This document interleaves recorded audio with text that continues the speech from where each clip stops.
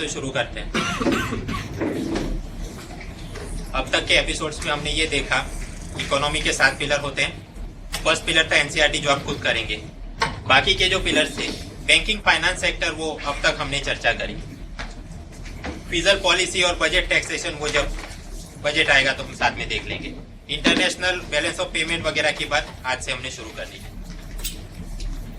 उसके अलावा वाले जो भी पोर्शन थे, sectors of economy, infrastructure, HRD, वो जब इकोनॉमी सर्वे आएगा तो पैरेलल बातें चलती रहेंगी। जो हमने बैंकिंग फाइनेंस सेक्टर के अंदर देखा, जल्दी से रिकैप कर लेते हैं। सर्कुलर फ्लो ऑफ इनकम था, एक तरफ थे हाउस होल्ड, सामने बिजनेस फर्म, इनके बीच जो मदद करने वाले लोग पैसों का सर्कुलेशन करने में, उनको बोला हमने फाइनेंशियल इंटरमीडिएट्स। 2 टाइप के थे, बैंक और नॉन बैंक। फिर हमने देखा था मनी सप्लाई को कंट्रोल करना जरूरी है। मनी सप्लाई को कंट्रोल करने के लिए आरबीआई 2 प्रकार के हथियार इस्तेमाल करती है। एक था क्वांटिटेटिव टूल्स, उसके अंदर ये अपना SLR, CRR, repo rate, MSF वगैरह हमने देख लिया है।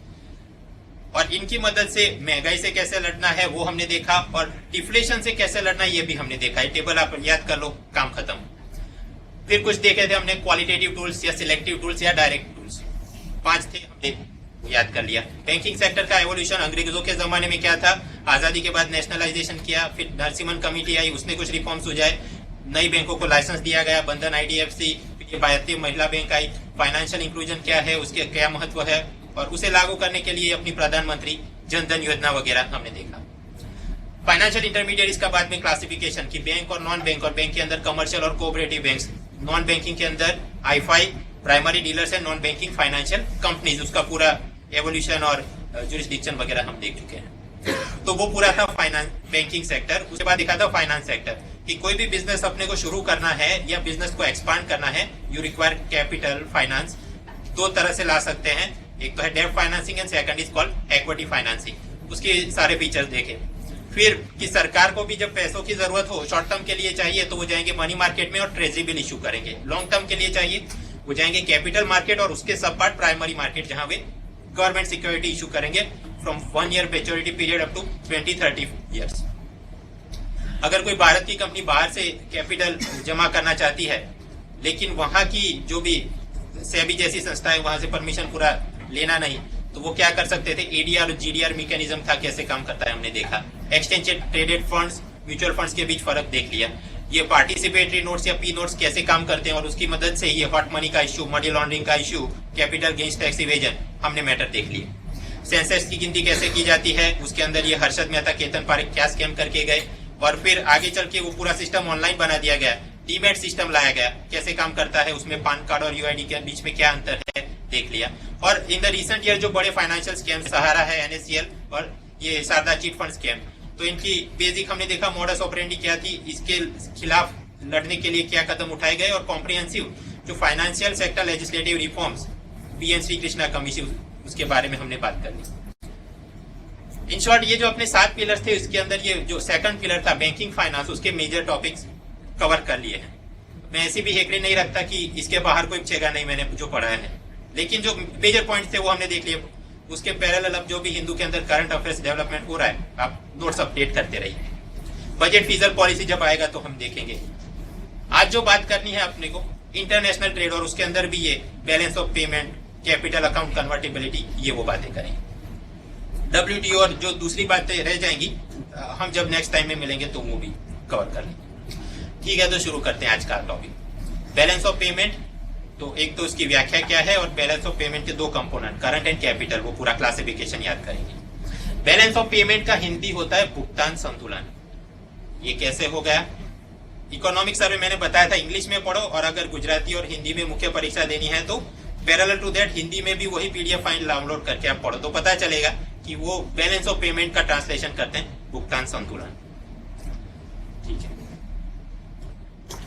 बजट आपने बेसिक पहले भी देखा होगा कि बजट के अंदर 2 पार्ट रहते हैं, रेवेन्यू पार्ट, जिसको करंट पार्ट भी बोलते हैं कुछ लोग, और सामने रहता है कैपिटल, और दोनों के अंदर फिर incoming money and outgoing money. Incoming को बोलते हैं रिसीव्ड, आउटगोइंग मनी को बोलते हैं एक्सपेंडिचर। अच्छा, सोच के बताओ, अगर अपने पास किसी देश का बजट या एनुअल फाइनेंशियल स्टेटमेंट हो, तो उसको देख के हम लोग ये जान सकते हैं कि उस देश की सरकार और जो जनता है उनके बीच पैसों का कितना लेन देन हुआ। क्या हम जान सकते हैं? यस। क्यों? जनता टैक्स वगैरह में पैसा देती है, और सरकार को जो पैसा है वो स्कीम, सब्सिडी, पगार के नाम पे वापस करती है। तो मतलब जनता और सरकार के बीच पैसों का कितना लेन देन हुआ वो मेरे को जानना हो तो क्या देखना पड़ेगा, बजट या फिर एनुअल फाइनेंशियल स्टेटमेंट। ठीक है, तो फिर अब सवाल होता है कि यार एक देश और दुनिया के बाकी देशों के बीच पैसों का कितना लेन देन हुआ, ये मैं कैसे फाइंड करूं। ये फाइंड करना हो तो अपने को एक और ऐसा ही कुछ अकाउंट देखना पड़ेगा जिसको बोलते हैं बैलेंस ऑफ पेमेंट। अब ये बैलेंस ऑफ पेमेंट चीज क्या है, डेफिनेशन उसकी ये बनती है, it is a systematic record of the economic transactions between residents and non residents of a country for a specific time period. अब इस व्याख्या को कि एक तो रिकॉर्ड है, कैसा रिकॉर्ड है, पैसों के लेन देन का, किसी देश के रेसिडेंट और नॉन रेसिडेंट के बीच कितना पैसों का लेन देन हुआ, स्पेसिफिक टाइम पीरियड के लिए ये बना जाए, एक साल ऐसा करके। अब इन तीनों कंपोनेंट को ब्रेक करते हैं और समझते हैं। सबसे पहली बात कि बैलेंस ऑफ पेमेंट एक सिस्टमेटिक रिकॉर्ड है। अब सवाल होता है सिस्टमेटिक रिकॉर्ड है तो कौन बनाता है, ये finance ministry, CSO, commerce ministry? नहीं, it is maintain by the central bank of every country. कि अपने यहाँ आरबीआई देखेगी, अमेरिका में देखेगी यूएस फेडरल रिजर्व, चाइना में देखिए people bank of China, EU में देखिए यूरोपियन सेंट्रल बैंक और बाकी देशों में जो भी है, हर एक देश की सेंट्रल बैंक ये जो भी सिस्टमेटिक रिकॉर्ड या अकाउंट या एक्सेल फाइल बनानी है वो बनाएंगे।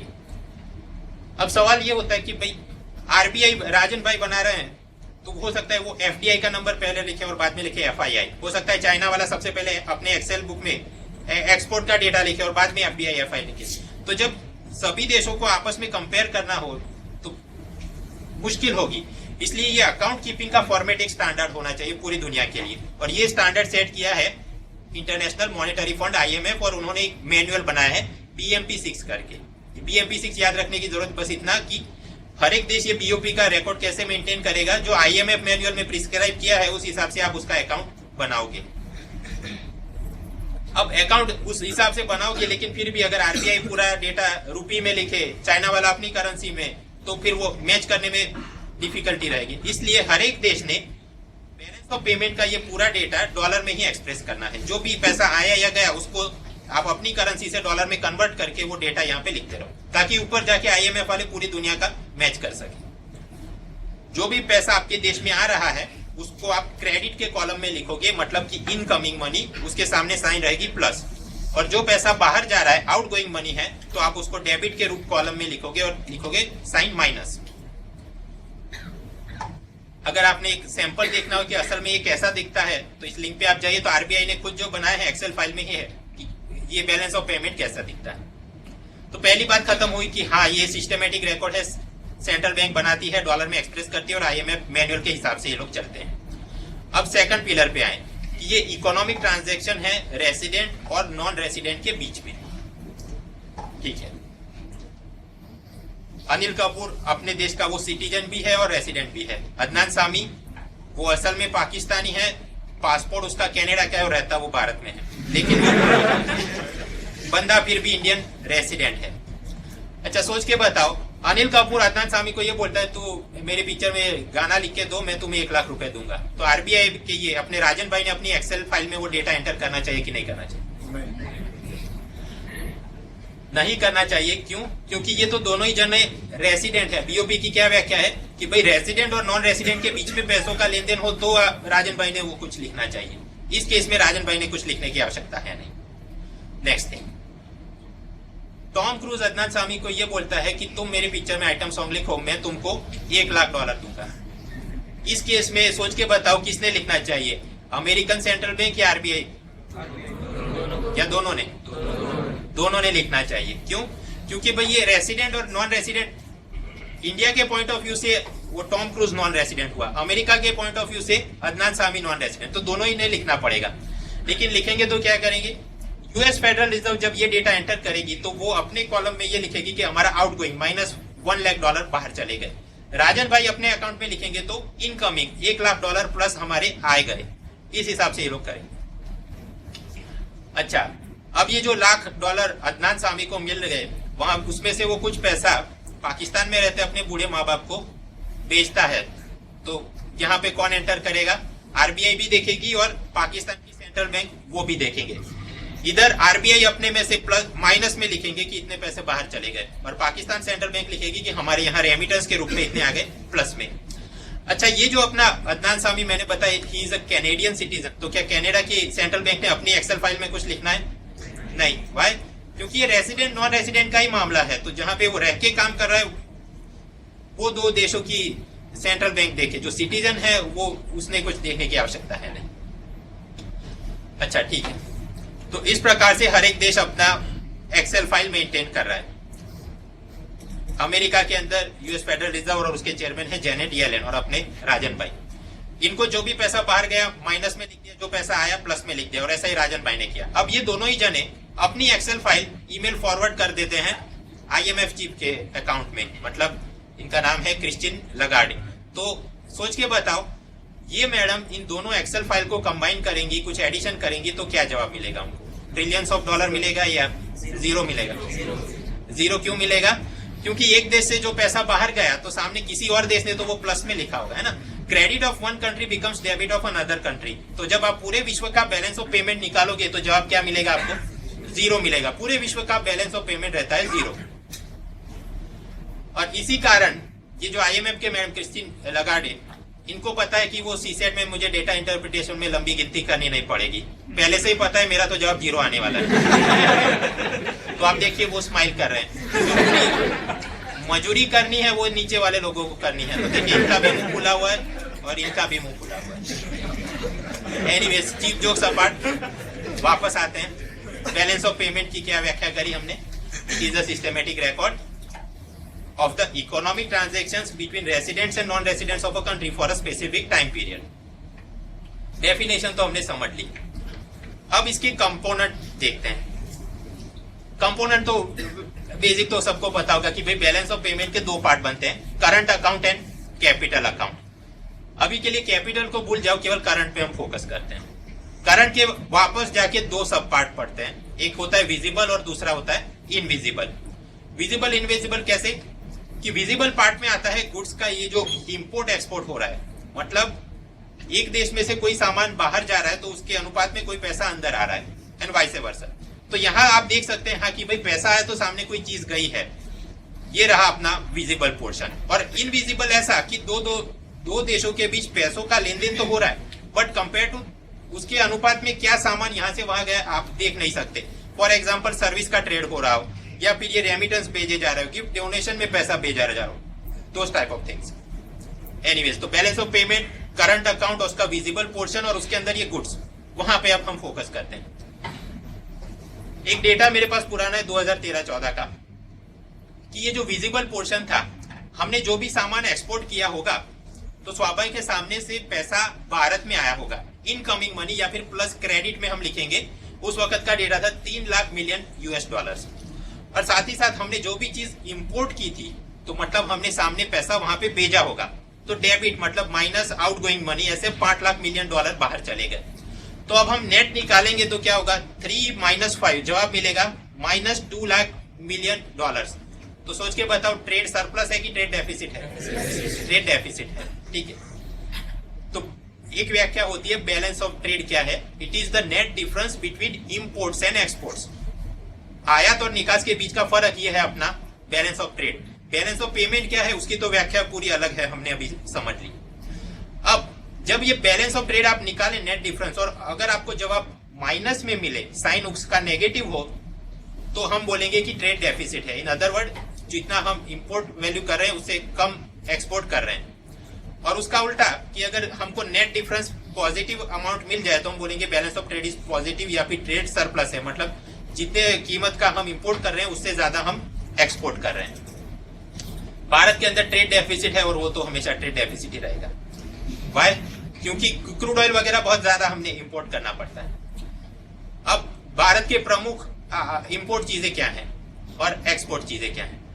मेन इंपोर्ट में बात करें, क्रूड ऑयल, पेट्रोलियम। एक्सपोर्ट के अंदर भी ये जो क्रूड ऑयल हमने इंपोर्ट किया तो उसका जो पेट्रोलियम प्रोडक्ट फिर बनते हैं, लुब्रिकेंट्स है, आसफाल्ट, ये वो चीजें, तो वो अपना मेन एक्सपोर्ट भी है सामने। इंपोर्ट में और चीजें बात करें तो कैपिटल गुड्स, मतलब ये हैवी मशीनरी, बुलडोजर वगैरह। फिर गोल्ड, वो बड़ी आइटम है, ये इलेक्ट्रॉनिक्स आइटम और केमिकल्स, ये अपने मेन इंपोर्ट्स की हम बात करें। Petroleum, crude oil, capital goods, electronics, gold और केमिकल्स। अब इनका इंटरनल रैंकिंग की इसमें सबसे पहले नंबर पे क्या, दूसरा, तीसरा क्या?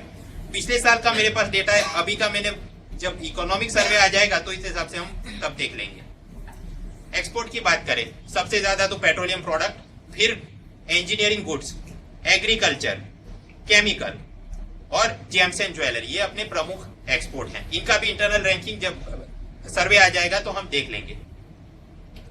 लेकिन यहाँ बाय एंड लार्ज जितना हम एक्सपोर्ट करते हैं उससे ज्यादा कीमत की चीजें हम इंपोर्ट करते हैं, therefore we have trade deficit. Ranking जब इकोनॉमी सर्वे आएगा तो उसका चैप्टर 6 रहता है बैलेंस ऑफ पेमेंट, वहां से डेटा मिल जाएगा। अब ये तो रहा अपना गुड्स की बात। इनविजिबल में हम आए और सर्विस की बात करें तो क्या होगा? देखिए, ट्रेड बैलेंस अगर केवल गुड्स की बात करें तो वो अपना नेगेटिव में है, यानी ट्रेड डेफिसिट। केवल सर्विस की बात करें तो वो तो आपको पता है हम सर्विस सेक्टर में काफी आगे हैं और एक्सपोर्ट भी बढ़िया करते हैं। तो जितनी कीमत का हम एक्सपोर्ट करते हैं उससे कम कीमत का इंपोर्ट करें। इसलिए अगर ये पूछा जाए balance of trade in services तो वो अपना डेफिसिट में नहीं, वो सरप्लस में है। और दोनों को आप कंबाइन करके पूछे कि trade balance goods and services total में, तो वो अपने को मिलेगा डेफिसिट में। क्यों? ये नंबर बड़ा है, ये सरप्लस तो है लेकिन इतना भी नहीं कि इसको काउंटर कर सके। तो एमसीक्यू में बाय डिफॉल्ट क्लासिक इकोनॉमिस्ट ये समझते हैं कि बैलेंस ऑफ ट्रेड की बात कर रहे हो तो केवल गुड्स की बात करते हैं। लेकिन अगर कंफ्यूज करने के लिए ये कि गुड्स एंड सर्विसेज, तो वो भी डेफिसिट, सर्विस पूछे तो सरप्लस। प्रमुख अपनी सर्विस में एक्सपोर्ट जो करते हैं क्या क्या करते हैं?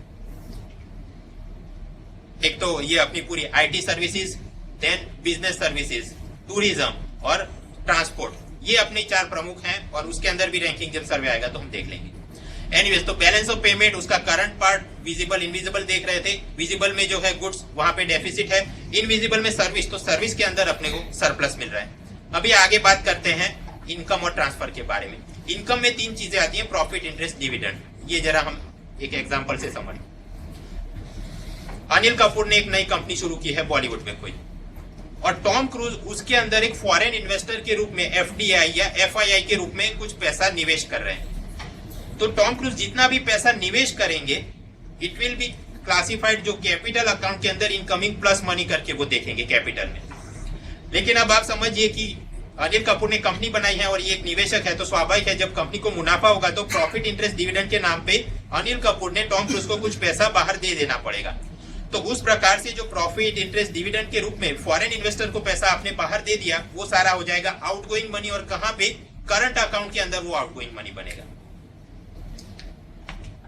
आगे चल के मान लीजिए टॉम क्रूज ने इस अनिल कपूर की कंपनी के शेयर खरीदे थे और कुछ समय बाद उसको मजा नहीं आ रहा है, वो सारे शेयर्स बेच के टॉम क्रूज अपना पैसा वापस ले जाए, तो शेयर का जो मतलब प्रिंसिपल आप बोलो या मुद्दल, जो भी ऐसा समझ के आप बोलो, वो जो बाहर ले गया वो सारा पैसा हम गनेंगे कैपिटल अकाउंट में, और वो भी माइनस आउटगोइंग में चला गया।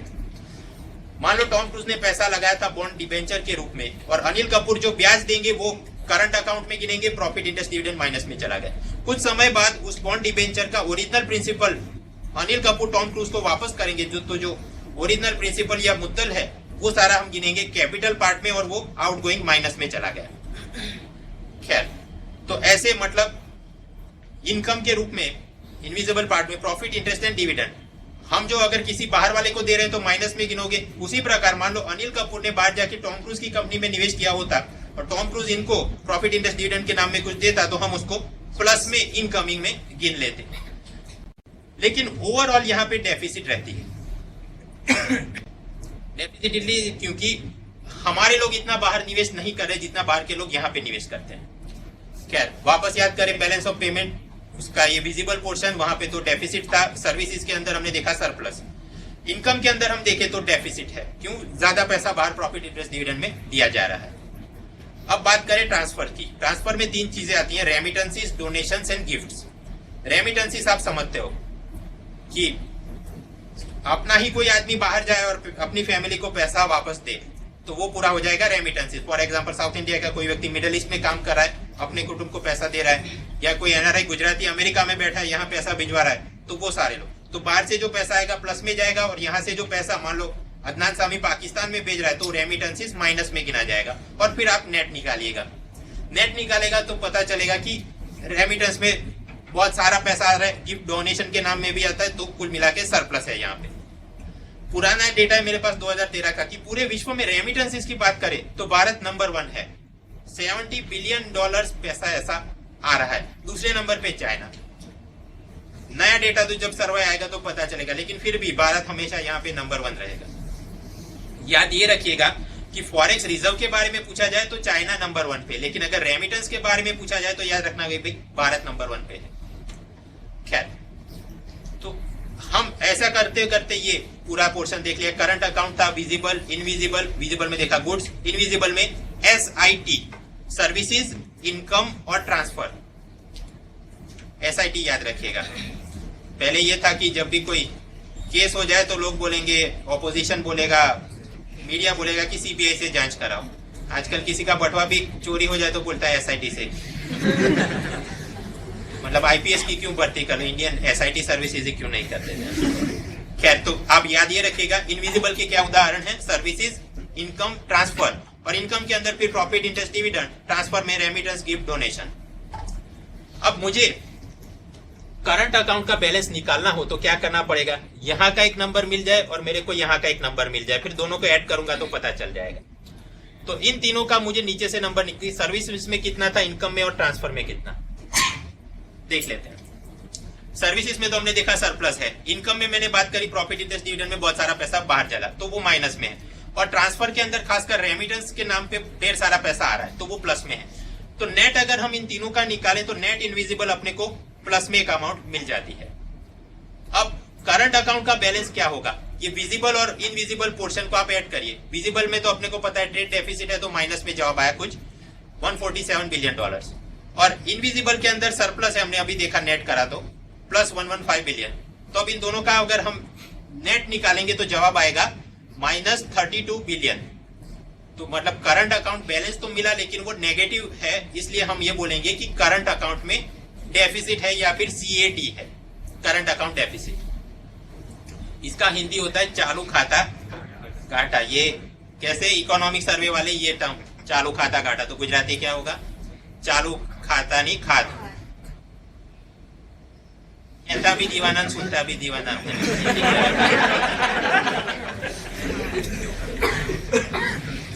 अपना करंट अकाउंट डेफिसिट में ट्रेंड क्या रहा है, 2012 में बहुत ज्यादा था, $88 बिलियन। तो फिर उसको कम करने के लिए ये सरकार ने पूरे गोल्ड इंपोर्ट पे प्रतिबंध लगाए वगैरह वगैरह।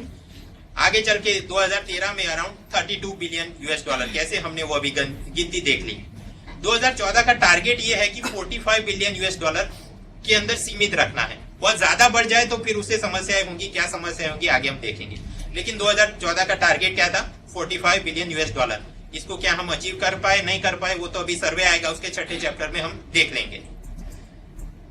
जीडीपी का कितना परसेंटेज है, तो ये अराउंड, अगर ये टारगेट रहा तो 2.1%। सारे नंबर याद करने की जरूरत नहीं, लेकिन थोड़ा बहुत अंदाजा होना चाहिए तो मेंस और इंटरव्यू में कहीं कोट कर सके।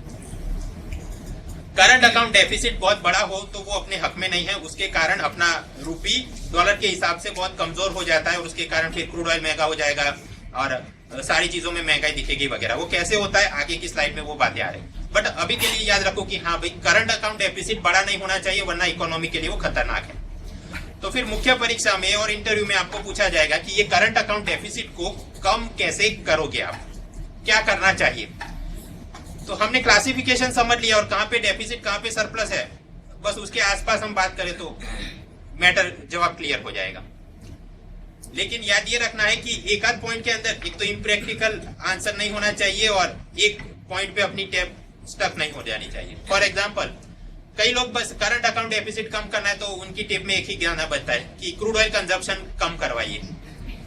हाँ कम करवाइए, लेकिन एक हद से ज्यादा उसको हम कम भी नहीं करवा सकते और उस पर प्रतिबंध भी नहीं रख सकते, वरना तो पूरी इकोनॉमी अपनी बंद हो जाएगी। सेकंड थिंग, हाँ सोलर प्रो पैनल और सोलर कार्स वगैरह वो कर सकते हैं, but they are also quite expensive, तो क्रूड ऑयल से तो करना ही पड़ेगा। सीएनजी और ये नेचुरल गैस यूज करो, वो सिटी एरिया में हो सकता है, लॉन्ग डिस्टेंस अगर वो ट्रक वाला तो उसको बीच में सीएनजी स्टेशन ही नहीं मिलेंगे तो वो काम कैसे कर सकता है। तो सारे फैक्टर्स हैं, क्रूड ऑयल का कंजम्पशन कम तो करवाना है हाँ, but beyond a point it is not possible कि वो एकदम से बंद हो जाए या कम हो जाए, नो। सेकंड, कुछ लोग बस एक ही गाना गाते हैं कि भाई सोने की आयात पे प्रतिबंध कर दो या फिर गोल्ड पे बहुत ज्यादा इंपोर्ट ड्यूटी लगा दो। अगर प्रतिबंध कर दोगे या बहुत ज्यादा ड्यूटी लगा दोगे तो फिर स्मगलिंग शुरू हो जाएगा, स्मगलिंग शुरू हो जाए, पूरा क्रिमिनल नेक्सस, वो भी अपने हक में नहीं है। सेकंड थिंग कि हम क्या कर सकते हैं, लोग सोने में तब निवेश करते हैं जब महंगाई बहुत ज्यादा हो और अन्य प्रोडक्ट के अंदर उनको रियल इंटरेस्ट रेट नेगेटिव में दिख रहा हो। तो दवाई ये करनी चाहिए कि महंगाई को आप कम करवाइए और जनता को साथ ही साथ ऐसा कोई सेविंग प्रोडक्ट, इन्वेस्टमेंट प्रोडक्ट दीजिए जहां पे उसको रियल इंटरेस्ट रेट पॉजिटिव में दिखता हो। फॉर एग्जांपल वो याद करो, इन्फ्लेशन इंडेक्स बॉन्ड दिया था। कुछ लोग बस एक ही गाना गाते हैं कि भाई आईटी सेक्टर को प्रोत्साहन दीजिए। हाँ, वो देना चाहिए, लेकिन हमने, आप यहाँ गौर करिए, आईटी मतलब सर्विस सेक्टर पहले से सरप्लस जनरेट कर रहा है, लेकिन उसके सामने डेफिसिट, आप ट्रेड डेफिसिट देखिए या ओवरऑल करंट अकाउंट डेफिसिट देखिए तो वो ऐसा है कि ओवरहेड बहुत बड़ा सिंटेक्स की वो टांकी फिट की है, उतनी बड़ा पूरी खाली है। आईटी सेक्टर से जो भी हमने को सरप्लस मिल रहा है, हार्डली 3-4 थम्सअप की बोतल है। बहुत ज्यादा भी बूस्ट कर ले, मतलब ये डिजिटल इंडिया और स्किल इंडिया कैंपेन, सबको मुफ्त में कंप्यूटर दे देंगे, सबको आईटी की ट्रेनिंग दे देंगे, ये वो करेंगे तो 4 थम्सअप की बोतल बहुत ज्यादा करके 8 थम्सअप की बोतल, लेकिन फिर भी ऊपर जो टांकी भरनी है वो बहुत सारा लिक्विड चाहिए। तो आईटी को प्रोत्साहन देना है, हाँ, लेकिन बियॉन्ड अ पॉइंट या alone it is not sufficient. साथ ही साथ हमने एग्रीकल्चर को भी प्रोत्साहन देना है, मैन्युफैक्चरिंग सेक्टर सबको प्रोत्साहन देना है और एक्सपोर्ट बढ़ाना है। कुछ लोग ये भी बोलते हैं बिना सोचे कि एफडीआई को प्रमोट करो। आप देखो, एफडीआई से जो भी पैसा आएगा वो तो सारा जाएगा कैपिटल में, और वो आया पैसा तो सामने प्रॉफिट, इंटरेस्ट और डिविडेंड में कुछ पैसा वापस भी भेजना पड़ेगा, तो वो माइनस में करता जाएगा, तो करंट अकाउंट में वो तो डेफिसिट अपने को दिखाएगा। हाँ, इनडायरेक्टली जो एफडीआई है उसके कारण अपना बिजनेस एक्सपांड हुआ, प्रोडक्शन बढ़ा, एक्सपोर्ट बढ़ा, तो कुछ सुधार दिखेगा, बट बाय एंड लार्ज सामने पैसा बाहर भी तो जाएगा। तो एफडीआई को प्रमोट कर दोगे और अपने आप करंट अकाउंट डेफिसिट खत्म हो जाएगा, वो बात भी गलत है। तो जब भी मुख्य परीक्षा में कुछ लिखो, इंटरव्यू में कुछ बात करो, इन सभी मुद्दों में आसपास कुछ बातें आप करिएगा। तो इस प्रकार से ये बैलेंस ऑफ पेमेंट 2 कंपोनेंट थे, करंट और कैपिटल। करंट की हमने बात कर ली और ये भी समझ लिया कि यहाँ तो डेफिसिट है, कैसे कम करो। अब हम आते हैं इस तरफ, कैपिटल अकाउंट, जिसको बोलते हैं पूंजी खाता। कैपिटल अकाउंट याद करना तो काफी आसान है। 3 इसके पिलर्स हैं, एक है इन्वेस्टमेंट, दूसरा है लोन और तीसरा है बैंकिंग कैपिटल। इन्वेस्टमेंट ये भी याद रह जाएगा, 2 टाइप है, एफडीआई और एफआईआई। लोन के अंदर भी 2 टाइप याद रह जाए, एक तो सरकार लोन में पैसा ले आए और दूसरा की कॉर्पोरेट और कमर्शियल वाले लोन में पैसा ले आए। तो लोन के अंदर 2 component, sovereign loans and commercial loans. और यहाँ पे हम पैसा बाहर से लाएंगे तो प्लस में लिखेंगे, और हम लोग किसी और देश को खैरात करके उसको लोन में पैसा देंगे, ये नेपाल भूटान वालों को लोन में, तो फिर हम क्या लिखेंगे, कैपिटल माइनस में गया, और उसके ऊपर अपने को जो ब्याज मिलेगा तो यहाँ हम इनविजिबल में प्लस में लिखेंगे, इंटरेस्ट प्लस में आया। और third is banking capital. Banking capital मतलब कोई नॉन रेसिडेंट एनआरआई व्यक्ति भारत में आके बैंक अकाउंट खुलवा ले, उनके लिए अलग से एफसीएनआर करके अकाउंट होता है, तो वो जो पैसा बैंकों में आया, भारतीय बैंकों में, वो अपना प्लस में कैपिटल में लिखेंगे। उसी प्रकार अपने ये सारे बिल्डर, पॉलिटिशियन स्विस बैंक के अंदर पैसा जमा कराए उनकी बैंकों में, तो वो क्या होगा, माइनस में, बाहर बैंकिंग कैपिटल में माइनस में करेंगे और फिर नेट निकालेंगे। ठीक है, अब ये कैपिटल अकाउंट में पहला जो पोर्शन इन्वेस्टमेंट और उसके अंदर एफडीआई और एफआईआई। तो सबसे पहले for the purpose of MCQ अपने को पता होना चाहिए एफडीआई और एफआईआई के बीच में क्या अंतर है। हम जिसको एफआईआई बोलते हैं, technically it is called FPI, मतलब फॉरेन पोर्टफोलियो इन्वेस्टर्स। खैर, तो ये इनमें क्या फर्क है, पहले बहुत सारी डेफिनेशन थी, तो फाइनेंस मिनिस्ट्री ने परेशान होकर एक कमेटी बनाई, अरविंद मायाराम पैनल, और उनको बोला कि आप एफडीआई और एफआईआई की डेफिनेशन में कोई क्लैरिटी लाओ। जो इन्होंने रेकमेंड किया, सरकार ने वो बात पिछले साल जून महीने में लागू कर दी। तो ये क्या बोल के गए, हम वापस अपना याद करें, कंपनीज एक्ट 2013, उसके अंदर 3 टाइप की कंपनियां थी, 1 पर्सन कंपनी, प्राइवेट लिमिटेड और पब्लिक लिमिटेड। और पब्लिक में, लिमिटेड में हमने फर्दर 2 टाइप देखे थे, एक ऐसी कंपनी जो लिस्टेड कंपनी, भारत के किसी शेयर मार्केट में उसके शेयर बिकते हैं, लिस्टेड हैं, और दूसरी रहती थी अनलिस्टेड कंपनी। अब अरविंद मायाराम की जो एफडीआई एफआईआई की डेफिनेशन कुछ इस प्रकार से है कि लिस्टेड कंपनी में यदि किसी फॉरेन व्यक्ति या इन्वेस्टर या ऐसे संस्था ने 10% से ज्यादा शेयर होल्डिंग, 10% या उससे ज्यादा शेयर होल्डिंग किया हो, तो वो गिनेंगे हम एफडीआई में, और 10% से अगर कम निवेश किया हो फॉर द गिवन कंपनी, तो उसको हम गिनेंगे एफपीआई या एफआईआई में। और अनलिस्टेड कंपनियों की बात है तो यहाँ तो जो भी शेयर खरीदेगा वो, या जो भी इन्वेस्टमेंट करेगा, वो सारा हम गिनेंगे एफडीआई में। अब दोनों की सामने कंपैरिजन देख लेते हैं, इस तरफ है एफडीआई और इस तरफ है एफआईआई। एफडीआई का प्रमुख उदाहरण ये अमेज़न, वॉलमार्ट, ये लोग। एफआईआई में कौन, मॉर्गन स्टैनली, गोल्डमैन सैक्स, एचएसबीसी, बहुत सारे हैं प्लेयर्स। एफडीआई वाले भारत में आते हैं पैसा लेके, तो उनका क्या आशय होता है दिमाग में, they come for long term relation, long term business point of view से, कि अपने किसी कंपनी के साथ टाई अप करेंगे, उसके बोर्ड ऑफ डायरेक्टर में अपनी दबदबा बनेगा और कुछ प्रोडक्शन करके यहाँ अपना सामान बेचेंगे वगैरह। तो ये होते हैं एफडीआई के लोग। एफआईआई या एफपीआई में जो आते हैं by and large they are anonymous, मतलब रिकॉर्ड तो रहता है लेकिन वो लोग जाके कंपनी के मालिक से मिले या बोर्ड ऑफ डायरेक्टर से रोज इंटरेक्ट करे उस प्रकार के संबंध होते नहीं है। शॉर्ट टर्म के लिए इनका इन्वेस्टमेंट, आज इस कंपनी में मजा आया तो निवेश कर लिया, कल किसी ने टिप दिया वो वाली कंपनी ज्यादा ऑफर करे तो यहाँ के शेयर बॉन्ड बेच के दूसरी कंपनी में आप लोग चले गए। शॉर्ट टर्म रिलेशन ये लोग रखते हैं। एफडीआई किसको बोलते हैं? किसी भी लिस्टेड कंपनी में कोई बाहर वाले व्यक्ति ने 10% या उससे ज्यादा किया हो तो हम वो पूरा गिनेंगे एफडीआई में। और अनलिस्टेड में हमने देखा कि कोई भी इन्वेस्टमेंट किया गया 1%, 2%, एनी परसेंट, वो सारा है एफडीआई। तो ये बात हो गई एफडीआई की। एफआईआई एफपीआई में क्या है? कोई भी पब्लिक लिमिटेड कंपनी में 10% से नीचे तक जितना भी आया वो सारा है एफआईआई। एफडीआई के अंदर सेक्टोरल कैप्स होती है, मतलब कि इंश्योरेंस में 49 बोल दिया या सरकार ने बोल दिया है कि प्राइवेट बैंक्स के अंदर अप टू 74, तो ये लोग उतना ही शेयर उसके परचेज कर पाएंगे इरिस्पेक्टिव ऑफ कि इनकी जेब में कितने बिलियन डॉलर्स हैं। सेक्टोरल कैप्स यहाँ पे रखे गए। यहाँ ऐसा कोई सेक्टोरल कैप नहीं, जो भी पब्लिक लिस्टेड कंपनी है उसमें अप टू 10% आप चाहो तो खरीदी कर सकते हो।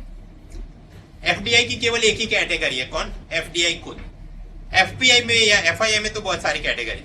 फॉर एग्जांपल पहले सब कैटेगराइजेशन ऐसे होता था कि एफआईआई एक तरफ और क्वालिफाइड फाइनेंशियल इन्वेस्टर ऐसा अलग, बाद में जाके उनको कंबाइन किया गया।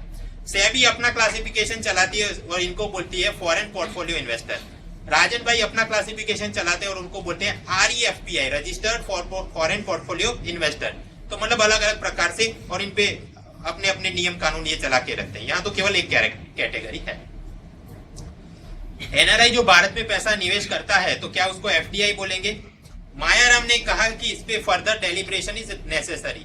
वो इस कारण कुछ एनआरआई आते हैं तो वहां पैसा भारत में रखा और वापस कभी ले नहीं जाते, नॉन रिपार्टिएबल करके, और कुछ ऐसे होते हैं एनआरआई कि आज पैसा लगाया और फिर वापस ले जाएंगे। तो इनमें क्या, इन पे टैक्सेशन या क्लासिफिकेशन में क्या करना चाहिए?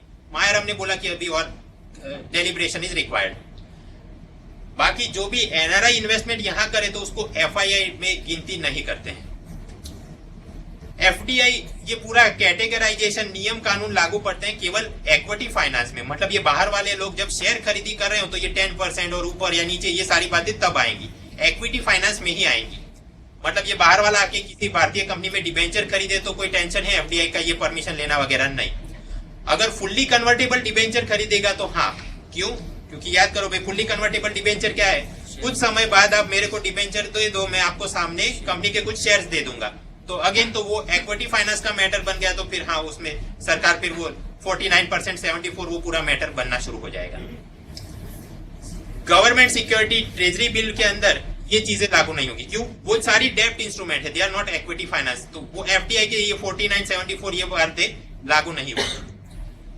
पैरेलल टू दैट एफआईआई में, एफआईआई या एफपीआई के लोग वो डेब्ट में भी इन्वेस्ट कर सकते हैं, इक्विटी फाइनेंस में भी इन्वेस्ट कर सकते हैं। लेकिन डेब्ट इंस्ट्रूमेंट की बात करें तो वो ट्रेजरी बिल नहीं खरीद सकते, ऐसा आरबीआई ने नियम किया है।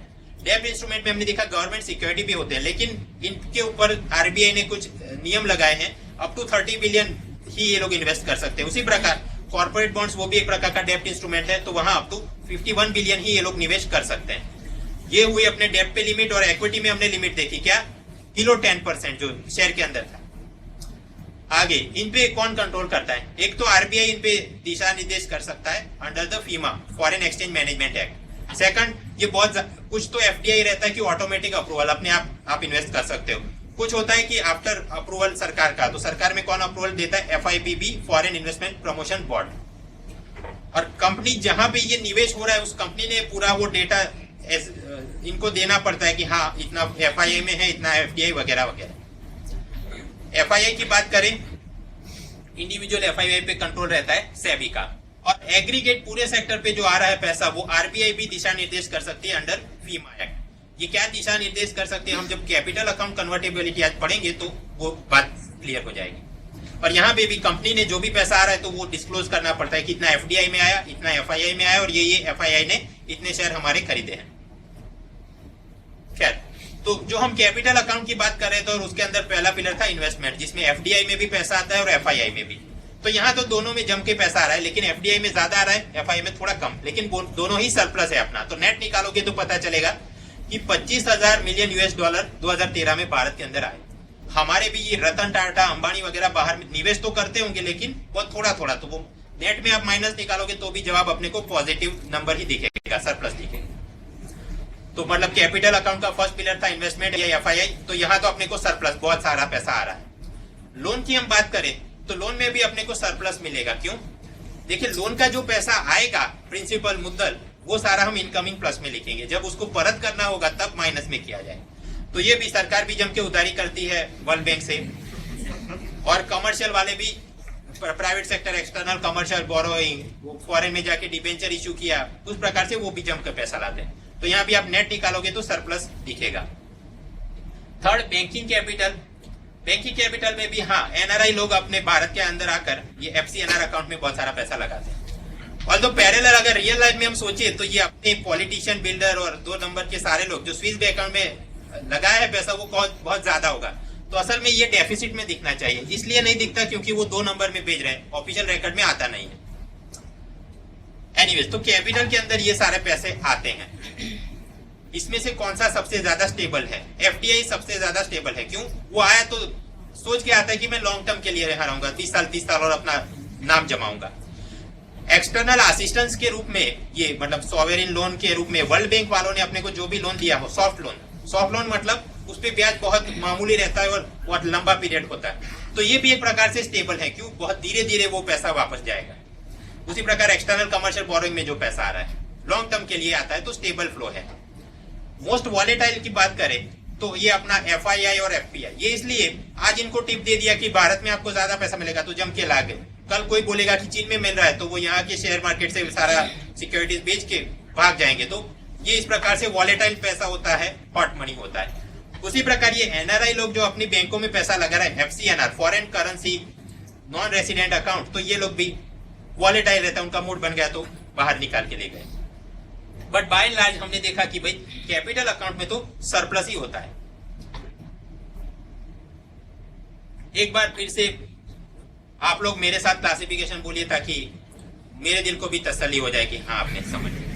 बैलेंस ऑफ पेमेंट के कितने पार्ट होते हैं? 2 पार्ट्स। कौन कौन से? Current account, capital account. अच्छा, करंट अकाउंट के 2 पार्ट क्या है? Visible, invisible. विजिबल में क्या होता है? गुड्स। यहाँ सरप्लस है कि डेफिसिट है? डेफिसिट है। इनविजिबल में क्या है? एसआईटी, बोलो, services, income, transfer.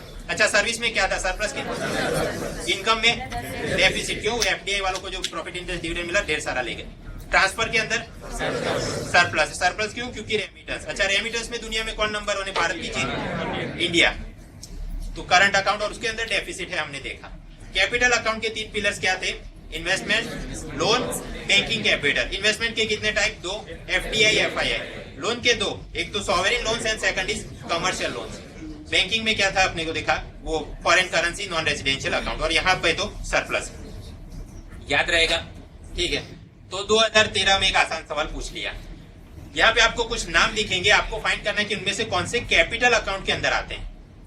Foreign loans, foreign direct investment, private remittances और पोर्टफोलियो इन्वेस्टमेंट। और इसके अंदर से कौन कौन से आते हैं? आंसर चॉइस आपको दिया है, आप सोचिए क्या आता है, मन में सोचिए।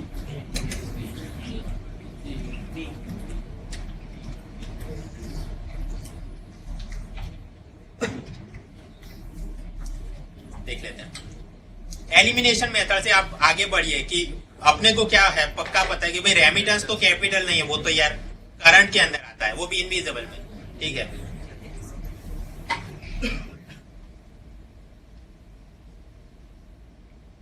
तो बस एलिमिनेट कर। फॉरेन लोन तो yes, direct investment yes, remittances हम नहीं बोल सकते, वो तो पूरी मैटर है करंट अकाउंट में।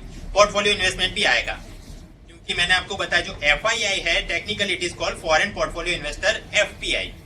तो बस उस हिसाब से 3 नंबर जहां भी दिखे उसको एलिमिनेट कर दो, जवाब अपना हो गया बी। बहुत आसान है, लेकिन आसान उनके लिए जो रट के गए हैं। बैलेंस ऑफ पेमेंट डेफिनेशन समझ लिया। हाँ, कैपिटल अकाउंट और करंट अकाउंट के कंपोनेंट्स हमने देख लिए। अब जो बात करनी है बैलेंस ऑफ पेमेंट क्या है और उसमें ये क्राइसिस वगैरह कैसे आती है।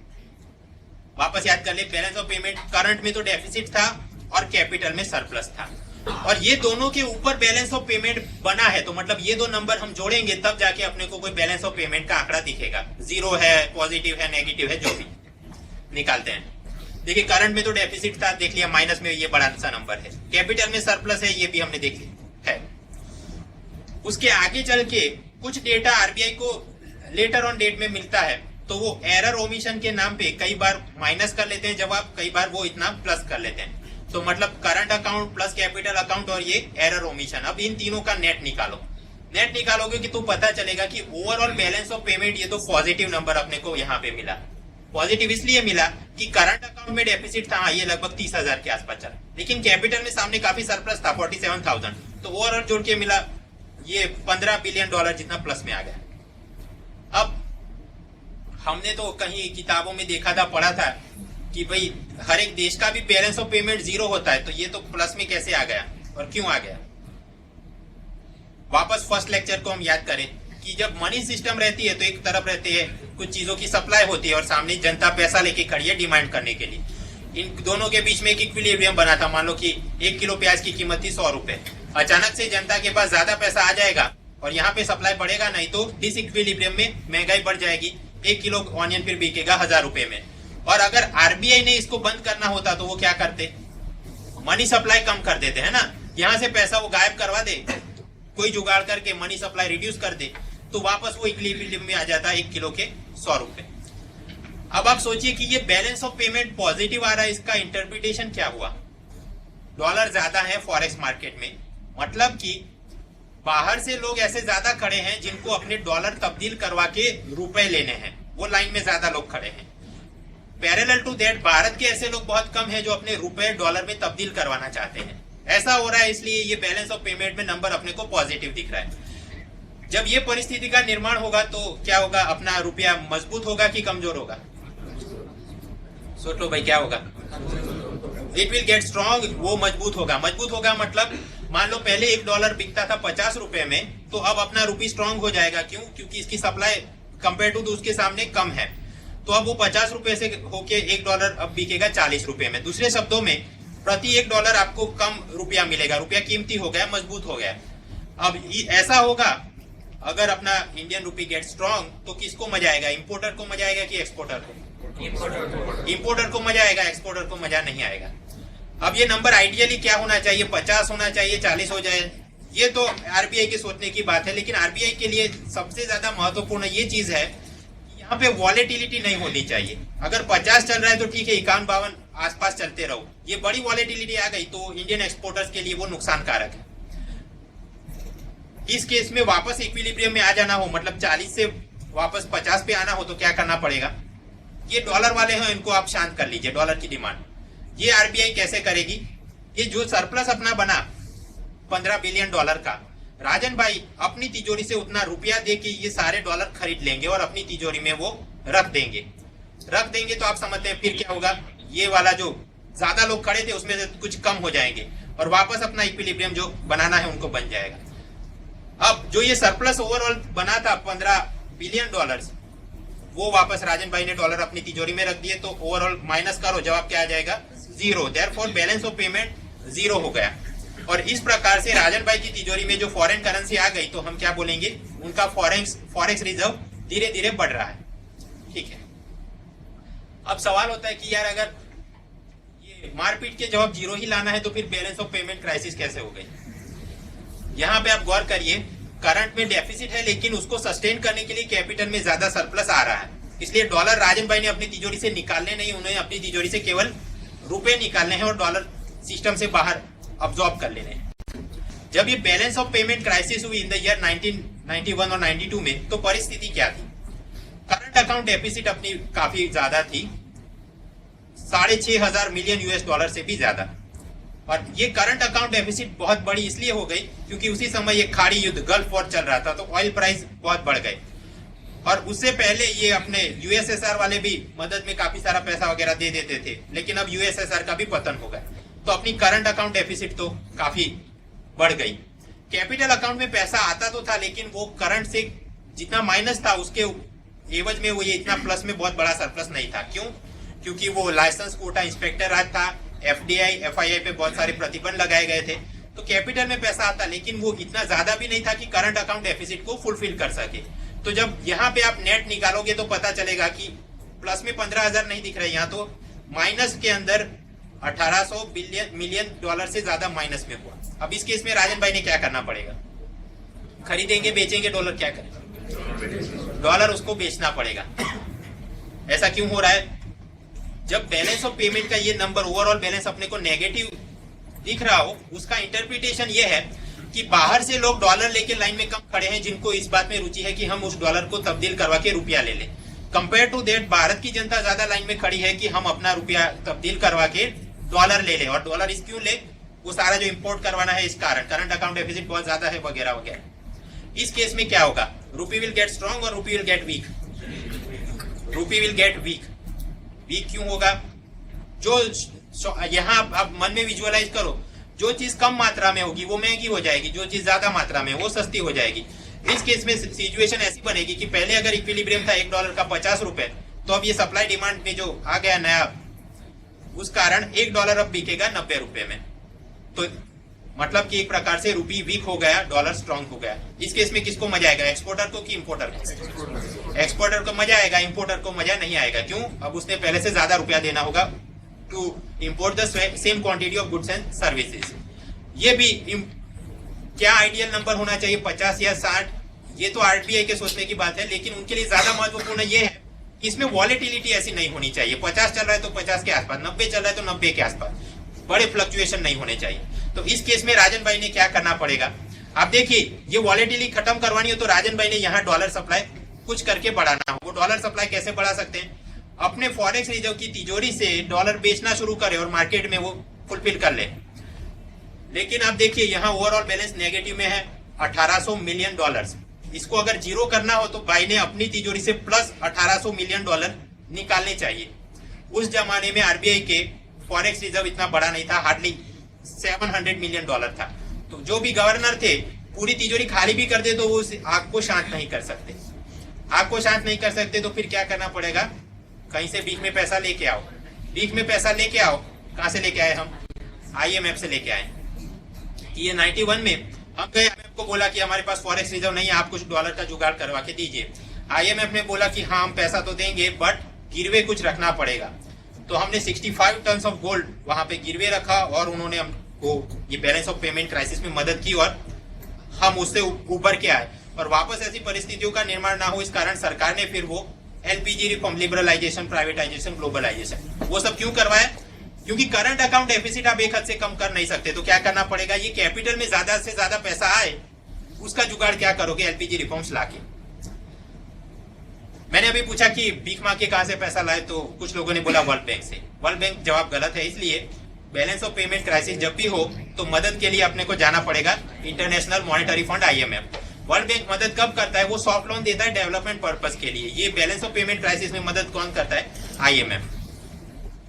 मॉरल ऑफ द स्टोरी कि एक तो बैलेंस ऑफ पेमेंट क्राइसिस कैसे होता है? जब करंट अकाउंट डेफिसिट को फाइनेंस करने के लिए कैपिटल अकाउंट में उतना सरप्लस ना हो।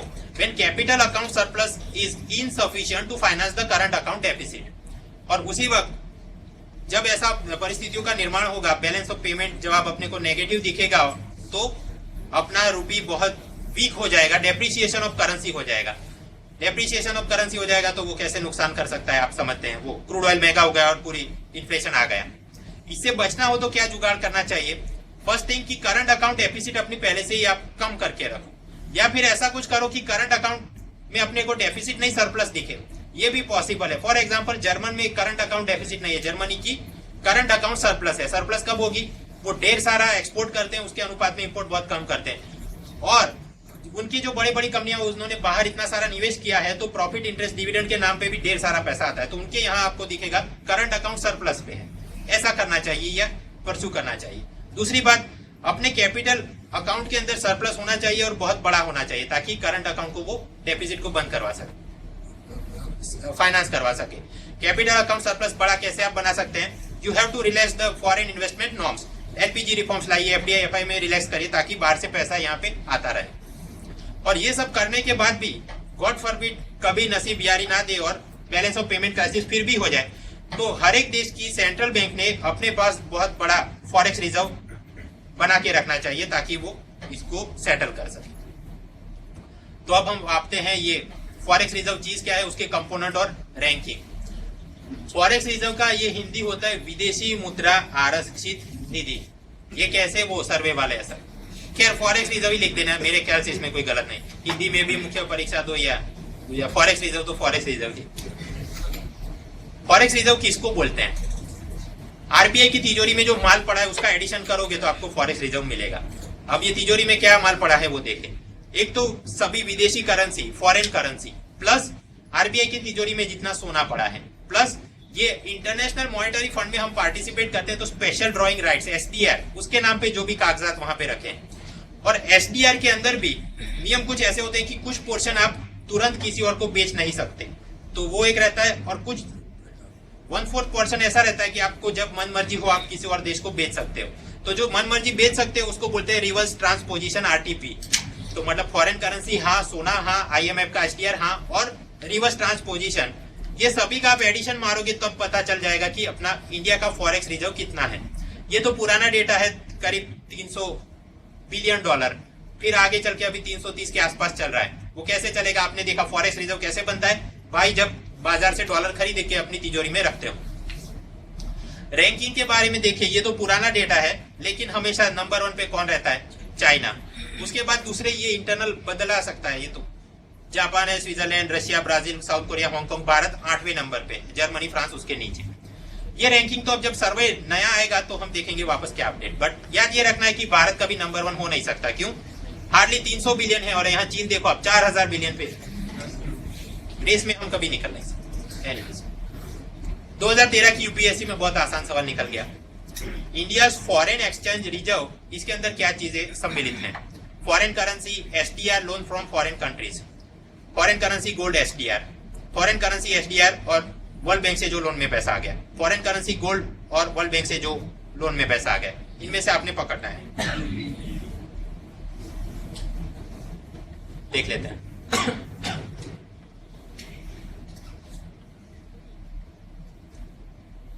इसका जवाब कौन दे सकता है भाई? जो रट के आया है वही जवाब दे सकता है। तो पता है तो अटेम्प्ट करो, वरना स्किप करके आगे बढ़ जाओ।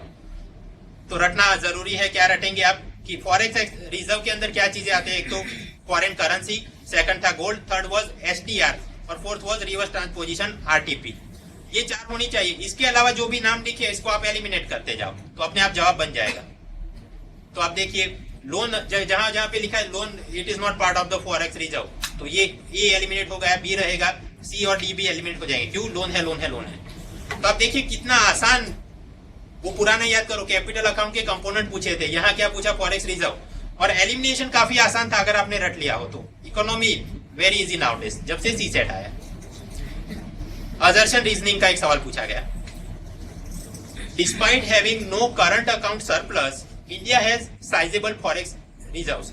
अपना करंट अकाउंट में सरप्लस है नहीं, फिर भी राजन भाई के फॉरेक्स रिजर्व में काफी माल पड़ा है, ऐसा असर्शन में बोला है।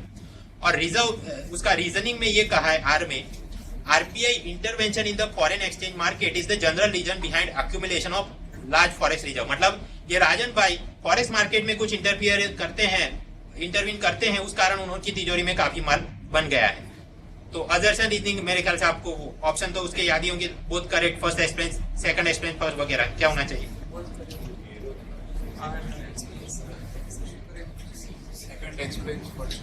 देख लेते हैं। जवाब इसका है दोनों वाक्य सही है और दूसरा वाक्य पहले को एक्सप्लेन करता है। फर्स्ट स्टेटमेंट तो सही है। क्यों? हमने देखा कि भाई करंट अकाउंट में अपना सरप्लस नहीं, वो तो डेफिसिट है, पूरी लेक्चर स्लाइड देखी। लेकिन फिर भी अपने पास साइजेबल फॉरेक्स रिजर्व है, हाँ वो 300 बिलियन के आसपास चलता है। Assertion is right. और रीजनिंग कैसे है वो हमने देखा, जब बैलेंस ऑफ पेमेंट के अंदर जवाब बड़ा दिखे वो 15 बिलियन डॉलर, तो वो राजन भाई सकअप कर लेते हैं पूरा डॉलर्स, और उस प्रकार से उन्होंने अपना फॉरेक्स रिजर्व एक्यूमुलेट किया है। तो दूसरा वाक्य सही है और वो पहले वाक्य को एक्सप्लेन करता है। तो जवाब होगा करेक्ट इज ए। ये ऑप्शन में ये रहता है, both correct and R explains A. इस प्रकार से बैलेंस ऑफ पेमेंट क्या है, डेफिनेशन देख ली, कंपोनेंट्स कैसे, current account, capital account, classification समझ लिया, और क्राइसिस कैसे होती है वो देख लिया, एफडीआई एफआईआई का अंतर देख लिया, हाँ फॉरेक्स रिजर्व और उसके कंपोनेंट्स हमने समझ लिए। अब जो आगे बात करनी है ये एक्सचेंज रेट सिस्टम और कैपिटल अकाउंट कन्वर्टिबिलिटी, ये क्या चीजें हैं। उससे पहले एक 5 मिनट का ब्रेक ले लेते हैं और फिर वापस